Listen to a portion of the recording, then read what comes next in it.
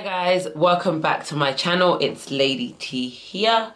Thanks for stopping by. You know the drill, like, comment, subscribe, all that jazz. But anyway, this particular video, I am not talking much myself, but I'm speaking to an awesome lady who has had an interesting journey, and I just felt that I needed to share her journey to encourage somebody out there. Now, if you've been part of my YouTube family, you will know that one, I'm passionate about the Proverbs 31 woman. And I know that she has multiple definitions.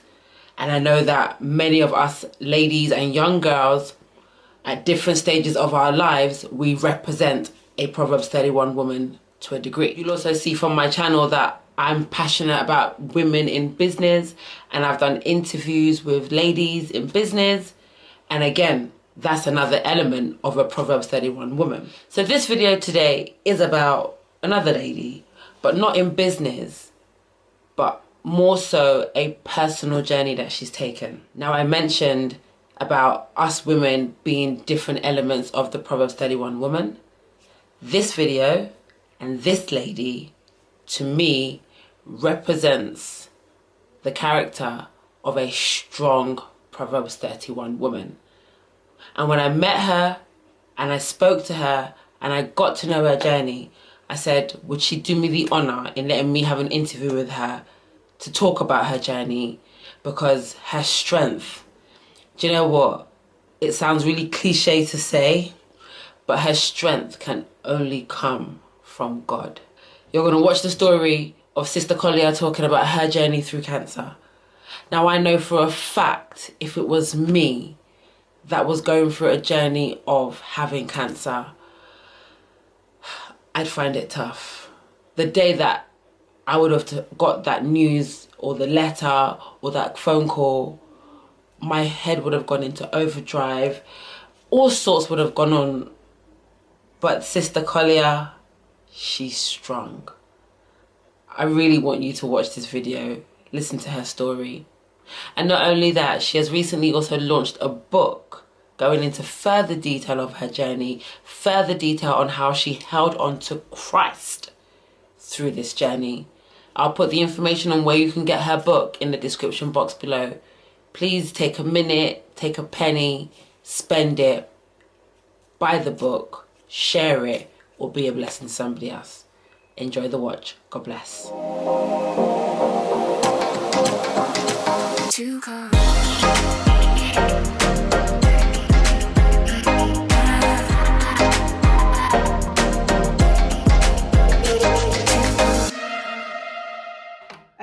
My name is Kolia Obianazado. I always refer to myself as a warrior chick, in quotes. I'm sure we're going to find out what that means in a bit. Yeah. I've got a son. Okay. I've got a 30-year-old handsome dude, which I always say. And I work with the NHS. And yeah. Fab. My YouTube channel is about the Proverbs 31 woman. I deem myself to be a Proverbs 31 woman. I'm a mom. I work 9 to 5. I have a private business. I go to church. I like to do charity. All the stuff that I've said in many, many other videos is a definition of a Proverbs 31 woman. But another element, when you want to describe a Proverbs 31 woman, you can describe her as strong. Not plug in the t-shirt, but see the t-shirt. So, why am I saying that? This lady here, I personally feel, is the true definition of a strong Proverbs 31 woman. She has a story, she's been on a journey. And I just wanted to, first of all, let everyone see that not every day is rosy. Yeah. And we might have this smile, we might have this makeup, we might have all the outer looks that look amazing. But sometimes there are things that we're going through, but as a strong woman, as a strong-hearted person, you fight through it and you come out on the other side. Absolutely. You're sitting there thinking, what am I talking about? It's not for me to talk. So I'm going to turn and say, sis, tell me your story. You know, growing up, you would not think about encountering any kind of, danger, because you're always thinking positive things. for those that think about when I mean positive things, and you're focused on going to school, getting married, having children, all that achieved, done. Praise God. And my journey actually started 2018. 2 years. 2 years ago, yeah, 2018 to be precise. I was having a shower, and I felt a lump on my breast, and I was like, what is this? And I didn't take it as anything, but 2018 Mother's Day, the eve of Mother's Day, we had in church, we had Women's Outreach Day. So we went out to a hotel, and I have a friend who is a nurse, and I called and I said, you need to come and have a look at this thing, that I felt a lump on my breast. And although I'm not worried about it, but you're a nurse, come and tell me what you think. So we went into the bathroom, she looked at it, she was like, oh, it might not be anything. She checked, did the normal checking that they would do. She said it might not be anything, but she would advise I seek advice from my GP. Okay. And I said, okay, that's fine. We laughed over it. So there were other ladies there. They now started checking their own to see if there was anything. So I checked. The one I saw the lump, which is the left side, and I checked the right side. There was nothing there. So I didn't bother. I didn't think about it as anything. I went away on holiday. That was in April. I go away once a year with some girls where we go girls time out away just from the away, kids. Yeah. Us. Yes, just to chill and gossip. Yes. Do all those things. Yep. So we went away on our holiday. We went to where did we go to? We were in Dubrovnik. Okay. So I brought it up again. I said, I've seen this lump on my breast though. We laughed about it. Everybody started checking their own and said, it's only you that has that too. So I didn't think about anything. But remembering what my friend said to me, she said, make sure you see your GP to Just advice. Double check. So I didn't. That was March. We got back from holiday. Luckily, I got a letter from the GP to do a smear test. Okay. To come in for a smear test. Okay. Had you been doing your smear test every 3 years? Every anyway? 3 years, yes. Okay. So it was due. It was due. So I said, okay. I said to myself, I've got the letter from the GP. I might as well kill two birds with one stone, because I wasn't prepared to go and be calling and getting appointment to take time off work and all that. You see, I think, I'll just stop you there. I think we get so carried away with life. We're like, I'll get to it. I'll do it. I beg, I haven't got time. Yeah. But maybe sometimes we've got to just stop and make that time. I called up the GP and the surgery, and I said I got a letter to do a smear test and I need to book an appointment. Oh, she said, okay, can you come? The earliest we can do was, I think she gave me 3 days after. I said, anyway, by the way, I also need to book appointment to see the doctor because I've seen a lump on my breast. So I think that triggered something in her. Quick, yeah. And she said, can you come in tomorrow? Oh wow. So the appointment changed. So I said, yes, I could come in. So the next day I went in, saw the doctor. He did all the examinations. He said, it might not be anything because of where the lump was. And, but he would refer me to go and do a mammogram. Okay. So he asked if I've ever done one. I said, no, I've never done one. And, mammogram, I've never thought about that. It's not something I've ever thought about. It's just like somebody saying, there are things that are not in your radar. Yeah.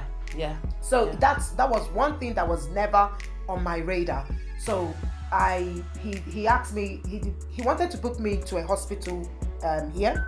And I said, no, I wanted to go to King's College, which was closer to work for me. Okay. So I said, it will be closer for me to go to King's College. So if I get the appointment on a working day, I can just cut across and you work. see, we're still thinking about work. We're still thinking about going to work, but that's how we do. We're just living, moving on, living. So he booked me in and said I would get a letter within 14 days, which is the policy.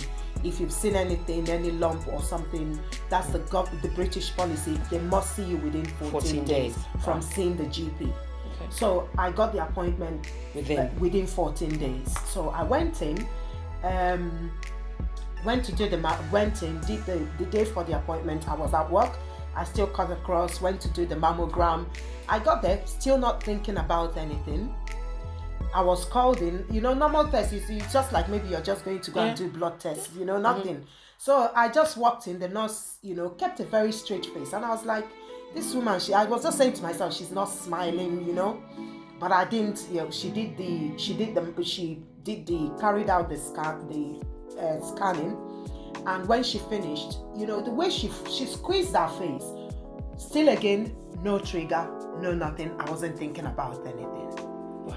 And she said, oh, you would need to sit down. I'll need to get the doctor to see the picture, and we'll go from there. So 5 minutes later, she came back and said the doctor said she needs to redo it again. And that was when something, So I said, when we got into the room, I said, why? Is everything okay? She said they need to check she needs to redo it again, so the doctor needs a precise and concise picture. So I said, okay, fine. I stood, she did it. I went out. She said, I need to sit for the doctor to come back. And I was like, at that time, I was getting very impatient. I said, I've overstayed my lunch. I need to go back to work. Not thinking about her health as much. Exactly, not but thinking work and thinking. Yeah, so when she came back again, she now said, I went back into the room. She said, we need to carry out a biopsy immediately. And I was like, what's biopsy? I've never, it wasn't something, again, not on my radar.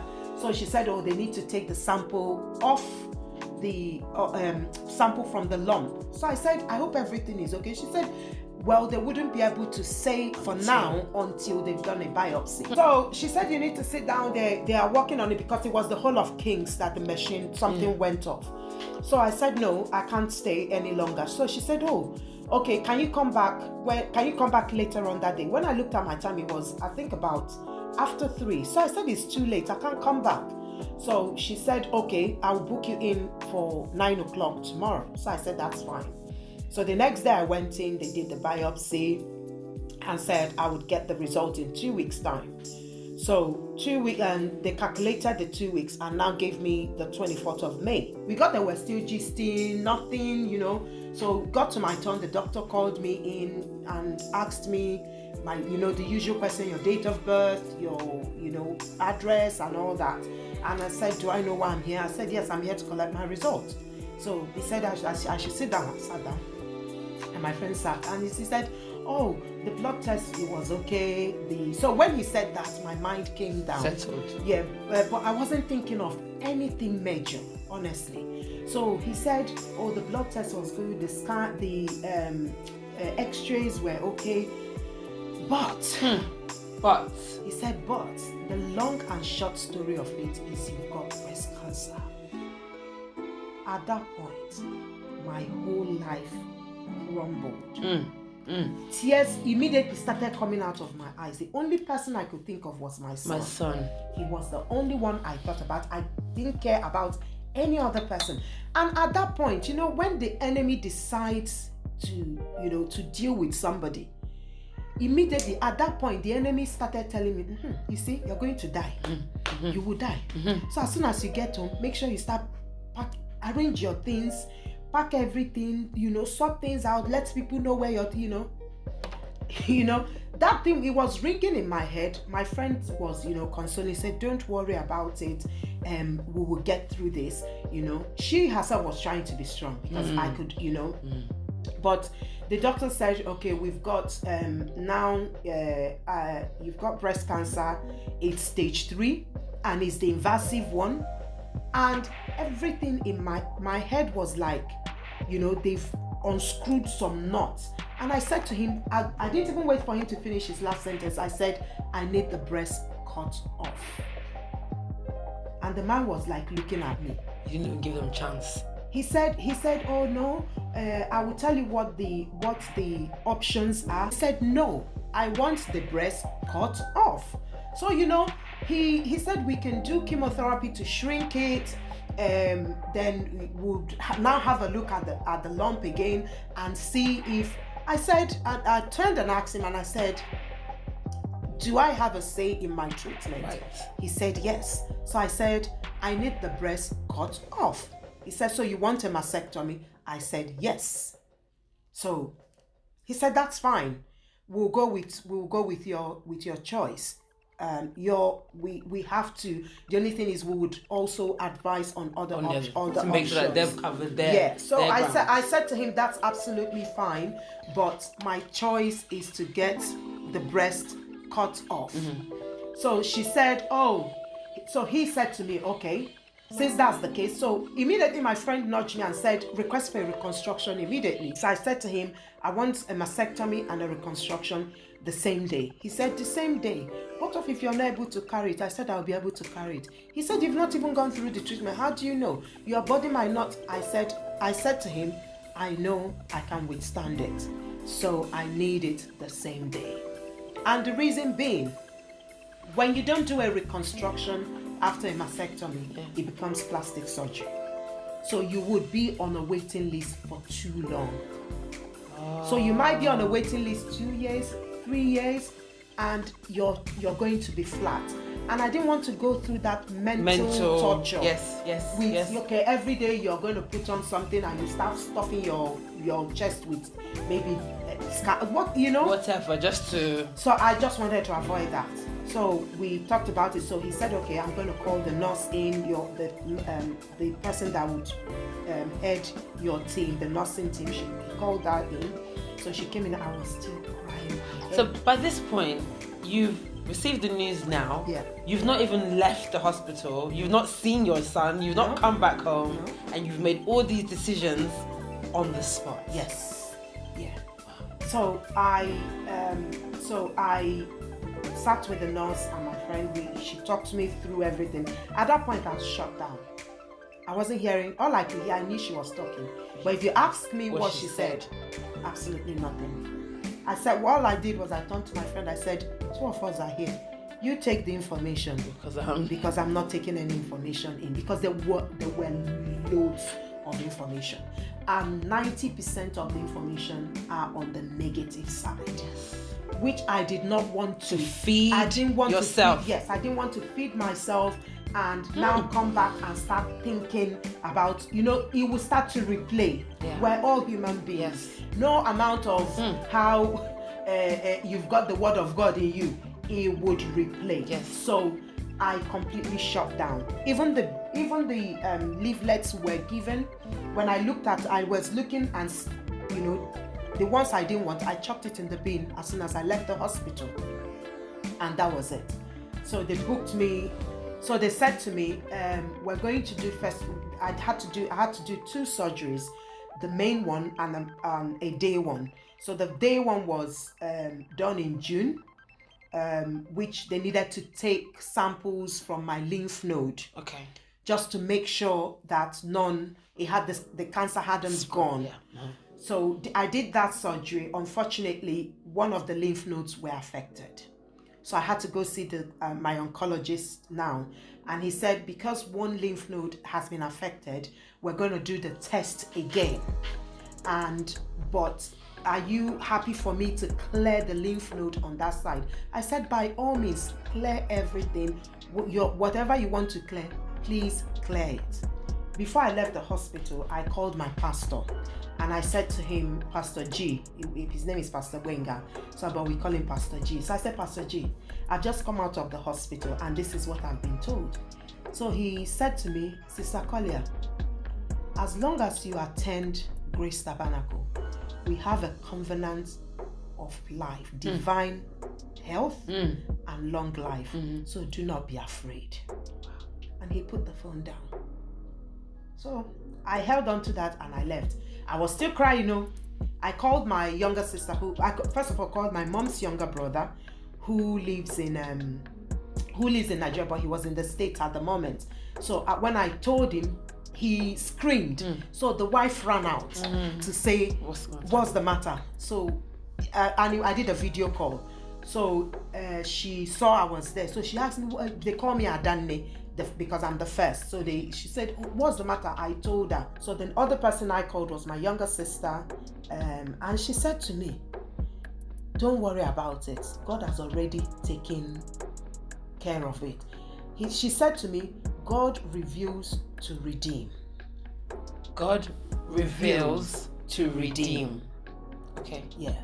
So God reveals things. Yes. Because she said somebody called her, that she has a prayer partner who told her that something tragic is going to happen. And that person is very close to her, and she could see her crying, you know. So my sister said, so is this what the person was revealing to her? So for God to have revealed it, so don't worry about it. Yes. He's going to take care of it. So I said, okay. And at that point, we agreed we wouldn't tell my parents, no other person in the family, because I said to them, I didn't want phone calls. I didn't want text messages asking me, oh, what did the doctor say? What didn't the doctor say? And all that. You know, when people start to, oh, so what stage did they say it was? I didn't want anything negative around me. So as soon as I got in, the devil reminded me what he said in the hospital. So I brought out all my documents. I started, you know, shredding. I had to go and take out the shredder I've never used since I bought it. I started shredding paper. So once I was shredding it, I heard my pastor's voice. And I heard what he said to me. I just pushed everything aside and I went to bed. And that was when the real journey started. I did not think about anything negative again. Wow. So what I did was, a friend of mine, she sent me a few some Bible scriptures. I printed them off nicely. I pasted them all over. That's what you'd be soaking in. I posted everything all over my wardrobe, all over the room. So even if I turn, I can see something and I speak the word. When I see something, I speak the word. So I had to go back to God in prayer to ask that he if I've done anything, if it's as a result of anything I've done, you know, people will start telling you things. And I rededicated my life back to God. And I decided, okay, now let the real journey start. So 24th of July, I went in for the surgery. My sister came down from Manchester. We went in. And after the surgery lasted 8.5 hours. Wow. So when I woke up, the first thing I asked the nurse was, I want pounded yam. Are you... a Nigerian woman will always be a Nigerian woman. Are you serious? I asked for pounded yam. The nurse busted out laughing. Was she Nigerian? She wasn't Nigerian. She's a white woman, but obviously they would have come across you. Many of us. Yeah, so many of us. So she laughed. I was like, oh, this is the kind of patience I want to have on my shifts. You know, so they took me to the room. They gave me a beautiful room overseeing the parliament. I could, where my room was, I could see the parliament. I could see the London Eye. Very lovely view. I was meant to be in the hospital 6 days, but I was discharged on the 4th day. Oh, wow. Okay. Because what happened is, now for the reconstruction, they had to take tissue from my abdomen to reconstruct. Yeah.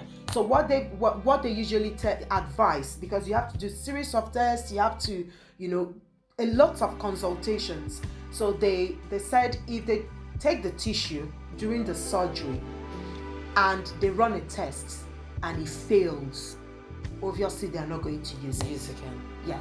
So do I want them to use silicone or use? I said no. If you do the test and it does not work, they said, can they take from my bum? I said, by all means, yes, you can. So because they have to make sure it matches. Yeah. So when I woke up and I noticed I had something and they had cut open, yeah, so I said, oh, fine, that's good. Then after the surgery, the next day, I stood up. So when the nurse saw me, she said, who helped you? I said, nobody. She said, eh? She said, I said, this is the kind of patient I want on my shift. Because I had to go and wee. I had catheter, but they had to take it off. So I had to go and wee. So she said, oh, nobody. Are you sure? I said, yes. I said, I want to have a shower. Because then I started feeling, you know, sticky. Yeah. So she said, okay, we'll get somebody to help you, sure, you know. So I went in, because of the tubes, they had to tie it to some, so I went and did it. So when they came out, they took 2 out the day after the surgery. So by the 3rd day, the other 2 had gone. And I think I had 3 on where they reconstructed it because they needed to suck, so excess fluid would go out. So they took out 1, so I had to come home with 2. So they discharged me on the 4th day. So it was a very good start. It's not that cancer is good, but it was a journey that I don't wish anybody to go through that journey, because 1, it's mentally challenging, it's psychologically challenging. You start to doubt God. There are so many things that would happen in the process. So when I came out from the surgery, a month after, I had to go through chemotherapy. Oh. Yes. So I did 8 cycles of chemotherapy at King's. But the thing, I didn't want it. So I had used to have dreadlocks. Are you kidding? Very lovely locks. That's when, So I went in for the chemotherapy the first day. There's something they call a cold cap, that when they wear, the possibilities that your hair won't fall out. Okay. But it's a cold cap that is just like they've carried your head and put inside the freezer. So I was having severe headache. It was I managed to sit still for the first day, and how long would you be wearing the cap in the thereabouts? About 3 hours. So I had it the first day. So after the first cycle, you have to wait 3 weeks before I go in for another cycle. So it was during my second cycle I noticed that one of my locks fell. So I said I wasn't going to have this. I had to call my cousin's husband and I asked him, "Are you at home?" He said yes. I said, "I'm coming so you could cut my hair." Oh. So I went, he shaved off everything. So I took I've kept a few of the locks. So he shaved off everything. So because the way the hair, it just pulls from the root. So I didn't want it because and that's that's why I had to lose the front of my hair. It didn't grow back again.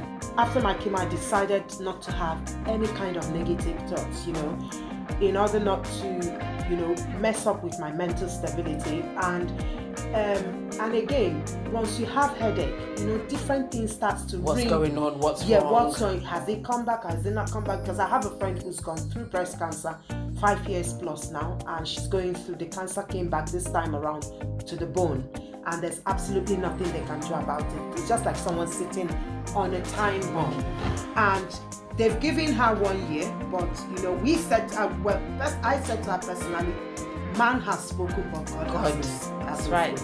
I said to her, I've seen people who they've said, this would happen, and at the end of the day, God turns. That's right. So, and that's what we're holding on to. So that's why I don't. When I think positively, yes, sometimes the thoughts will come, but when it comes, I tell the devil, you've messed with the wrong woman, you've touched the wrong person. So this one is not for you.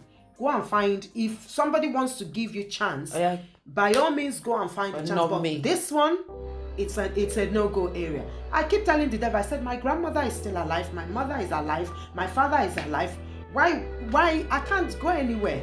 So we have to die as the age. My grandmother has to go first when the time is right. I said I have a covenant with God. Wow. And that's it. Sis, I am speechless, and the reason why I'm speechless is because I think humanely, when we get bad news or negative news, let's call it bad news. The negative thoughts come, and I think it's hard to shift the negative thought. That you've got to have a certain kind of mindset to put the negative to one side, and it's constant positivity that you are feeding your soul, that you are feeding your spirit, and that you're feeding your mind. Absolutely. And listening to your journey, without God, I think you have held on to God from the minute you went back to pick up that result. Yeah. It sounds like even before you picked up your results, before you called your pastor. Yes. And before your pastor said what he said to you. But you already had that. And I think sometimes in life, we are so quick to give up before we've even started that journey. Like in my family, my grandma 9 years ago, she died of cancer. Right, she died of lung cancer, and sadly, I will say that in that situation, I think she allowed the cancer to beat her, because we took, and I guess she was old or whatever. Yeah. But you hear, I have cancer, and then everything collapses. Yeah. And I genuinely think the body and the mind reads our feelings and our spirit. Exactly. So she took the news of the cancer. We all took the news of the cancer, and we all went, okay. But you took the news of the cancer and you sat up and you were more like, okay, I am ready for this. Yeah. And I think, I don't know, I'm speechless, honestly. Your strength is, you had a son at home. Where will you now start to begin? What will happen to my son? Exactly. Where will my son go? Who will look after my home? Exactly. But I said to God, nobody is going to reap the fruit of my labor. It's mine. No, it's not. It's not now. It's not even going to happen in my generation or the generations after me. Amen. So it was even. I didn't tell my son. The day my son found out, he went ballistic. Oh. So, but I purposely didn't want to tell him, because I didn't want him going to school, and he worries a lot. Yeah. And be worrying, affecting him at school. But the day he found that I'd already done my surgery, I'd already done chemo, everything had going smoothly. So he could see that I'm okay. Mommy's okay. Yeah, he could see, and I was going to work when I was doing my chemotherapy. Are you serious? Yes, I was. The only time I did not go to work was when I had surgery. After the surgery, I had to stay home for 3 weeks. But when I started chemotherapy, I was going to work. I had to do that because I didn't want to sit in one place. You know what they say? The idle mind is the devil's absolutely. workshop. So I was going out to the office, seeing people, and when people say, how are you today? A few of my colleagues knew, because my boss had to, call a meeting just to let them know and everything, and they were very supportive. I have a fantastic boss.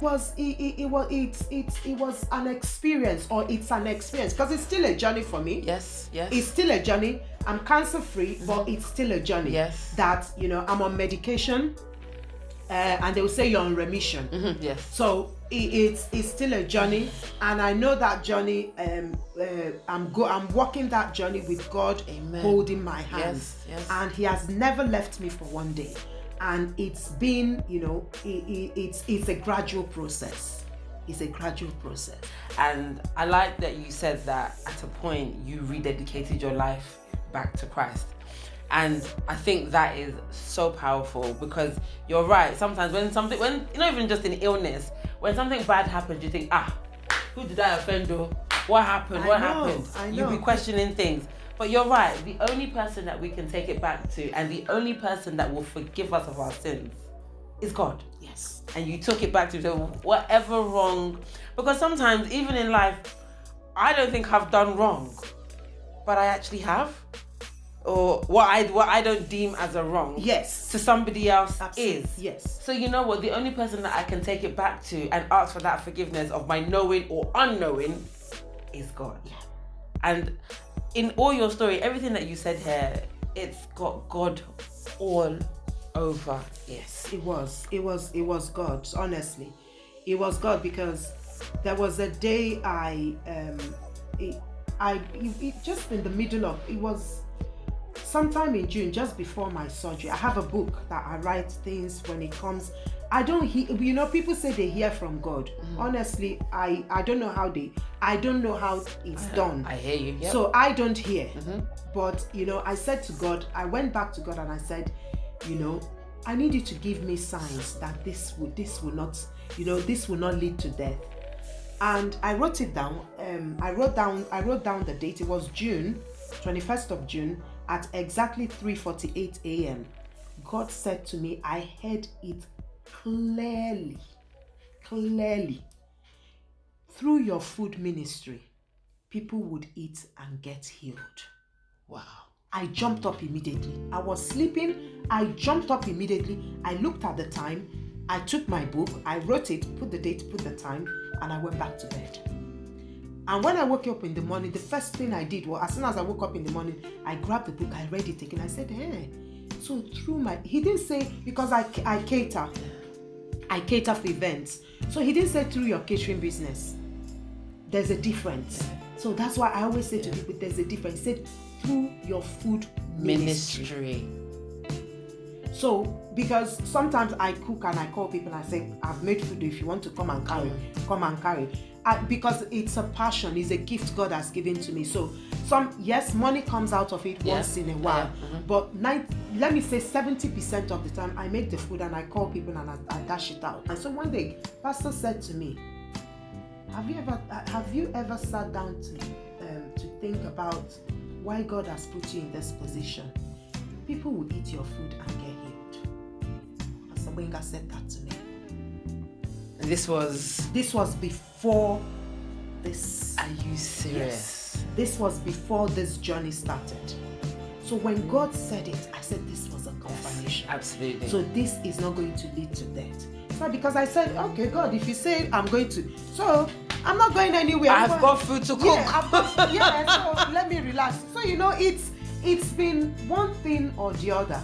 So and after the story, I think there was one day it's good to feel bad though.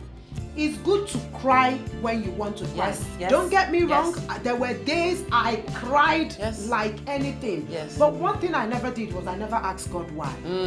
For one day, I never did. I never said, God, why me? Never. I never did that. And it was for an obvious reason. If I say why me? If it's not me, who is it going to be? Why not you? Yeah. Who is it going to be? Why not you? Yeah. So I never asked God why. So some days when I sit back and I reflect on those, I just say it's just God. It's just been God, honestly. It's been God. You saying that you don't usually hear, fine, but you wanted to see a sign. Yeah. But then you now said you actually heard. And I think that's probably God saying to you, listen to me well. Yes. Hear me well. This one, I want you to hear. Not somebody has told you, not another prophet has told you on my behalf. My daughter, you will hear, and you will hear well. Yeah. That's amazing. Yeah. That is, there's no other stronger mantle to hold on to. Yes, absolutely. And that. Yeah. That is, Yeah. I am, honestly, do you know what? I could sit here, I could talk to you, we could go on for forever. I know. But I'm going to put the details of Sis and her food ministry in the comment box below. Please check her out. Please look into her story. But not only that, there's a book. Sis has launched a book. In everything that we've just spoke about on this video, her journey, her story is here. Check it out on Amazon. I'll put the link in the comments box below.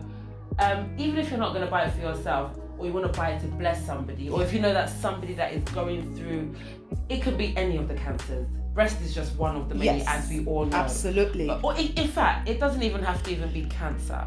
It can be any form of a illness that somebody or challenge. And just knowing how to hold on to God in and through your challenge to come out on the other side. This is the evidence that Sis has come out on the other side. Yeah. And also, not only that, when you come out on the other side, you need to stay positive. Absolutely. On the other side. Yes, absolutely. So please check her book out. I'll put the link in the description box below. I'll put all the information I can find out. I'll put everything there. Honestly, the book is called Scarred But Not Scared. I love it. And that's clearly, when I read that, I thought, obviously, there's a scar on her body for life. Yes. But I'm not going to look at that scar and be scared. And why will I not look at that scar and be scared? Because she has God. She has the confirmation from God that everything is going to be okay. Yeah. So you can be scarred and not scared. That's simply how I see it. Please check out this book. Listen to her story. You can get in contact with her. And if you are scared, find someone to talk to. Along the journey, Sis talked about having a friend that was always there. Do not be afraid to have somebody by your side. And I do, to an extent, agree that sometimes you don't want to always tell everybody. Yes. Because it's not that you are keeping secret, but you want to manage and process the information. Yeah. And too many people, because of the love, they will ask, they will be on your back, but you are trying to process it. But it's always nice having that one or two people that you can turn to. And as Sis said earlier on, it's okay to cry. Yes, so a grown woman can cry. Crying does not show any form of weakness. Yes. And I think we spoke outside of this video about mental health, and you talk about mental health. Yeah. Things like going through a challenge or an illness, it can affect your mental health. It does. And if you don't talk, you're affecting your mental health even more because you are bottling it up. It's in there with no outlet of where to go. So we have to talk, but talking to the right people is what is the important thing. Thank you so much for watching. Sis, thank you so much for your time. No worries. I can only pray that your journey is going far.